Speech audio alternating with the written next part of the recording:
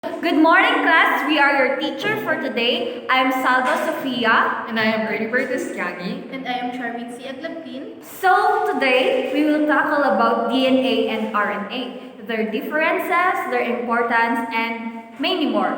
At ngayon, sisimulan po natin sa pagdidiscuss sa DNA, which will be discussed by our teacher, Ernie Bert.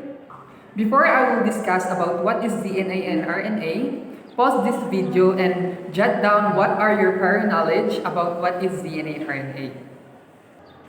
So, let's discuss DNA and RNA one by one. What is DNA? DNA stands for deoxyribonucleic acid, or in general term, it is a molecule inside a cell that contains the genetic information responsible for the development and functions of an organism. You have mentioned there that it contains genetic information, wherein genetic information is a linear sequence of nucleotides. Or simply, DNA stores genetic information needed to construct proteins. And these proteins are made up of amino acids. I have mentioned a while ago that DNA stores the genetic code for all living things. Imagine that DNA like a super secret instruction book that tells your body how to build everything from your eyes to your hair. Imagine daw na ang DNA ay isang malaking libro na lahat daw ng codes ay andyan kung paano ka ginawa. Your skin color, the color of your eyes, your hair.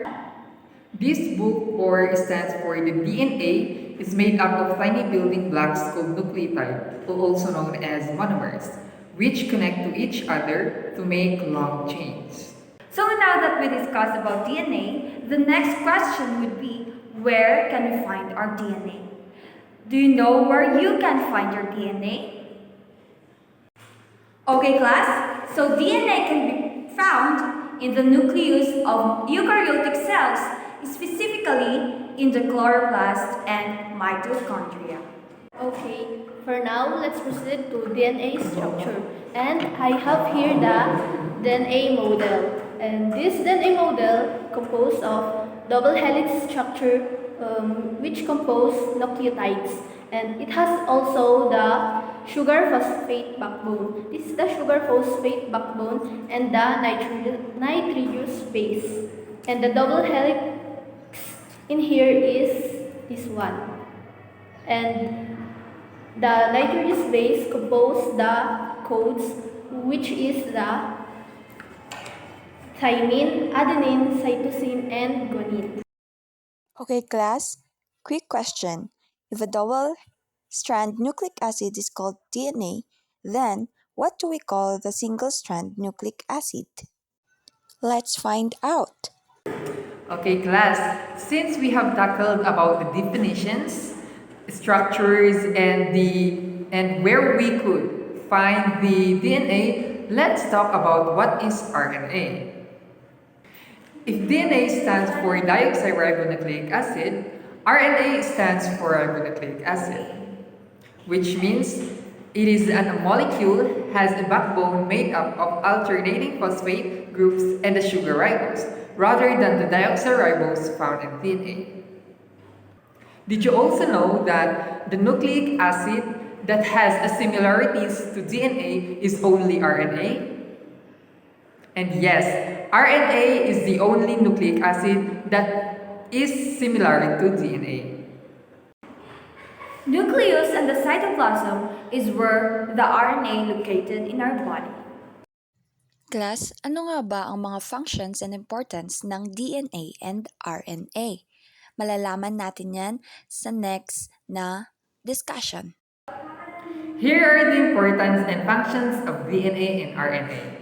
In DNA, it provides the code for the cell's activities, while RNA converts that code into proteins to carry out cellular functions. and DNA also serve as template for the synthesis of RNA.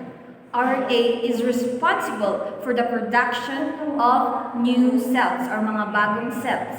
And last but not the least, it replicates to pass on genetic information. RNA helps in the process of chemical reaction in the body. Those are the importance and functions of DNA and RNA. Now let's go to the codes on each strand of DNA and RNA. Okay, for now, let's proceed to the code on each strand of DNA and RNA are made up of four different nucleotides. That four different nucleotides are the adenine, thymine, cytosine, and guanine. So, the letter A and the nucleobase stands for adenine, which is found in DNA and RNA. It is paired with thymine. And the second one is cytosine, which also found in DNA and RNA, which paired with guanine. And thymine stands for letter T, is paired with adenine. And lastly is guanine. So guys, if DNA contains thymine, adenine, guanine, and cytosine, RNA naman contains adenine, uracil, cytosine, and guanine. Since teacher Sharmaine discussed the different nucleotides present in DNA and RNA, let's talk about what is the sugar present in DNA and RNA. First, let's talk about DNA. Each DNA molecule contains a special sugar inside it called deoxyribose, while RNA molecule contains ribose. Again, in DNA, deoxyribose is the sugar present and ribose is present in RNA. Genes are segments of your DNA. Genes are made up of many codons, just like sentences make up paragraph, and paragraph make up chapters in a book.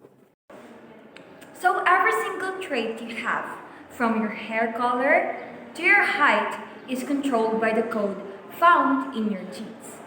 They're the secret code that makes you uniquely you.